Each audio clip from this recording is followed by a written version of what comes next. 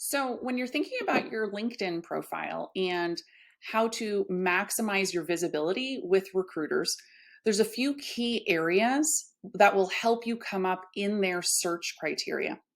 One is your headline.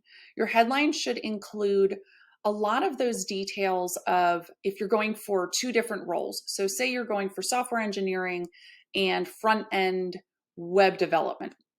So, when you have both of those titles and you put that in your headline, then you are actually searchable for those different titles versus one or the other. There's also your skills section. Your skills section in LinkedIn is found kind of toward the bottom. There's the opportunity to max out all 50 skills, and there are three main skills or primary skills that are listed at the top of your skills section. You need to make sure that you are adjusting those accordingly as you progress in your career. So if you switch from technology to HR, your three top skills should no longer be technologically focused. They should be focused more in HR. And so that's another area that's going to really help you get searched.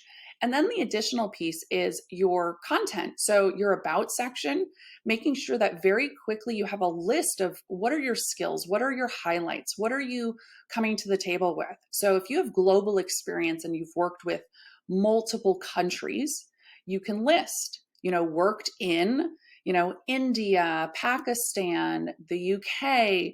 And so it's very easy for that recruiter to see that you've hit the right countries or international experience or global experience. The additional piece that you can put in there is industries. Maybe you are from CPG, retail, hospitality.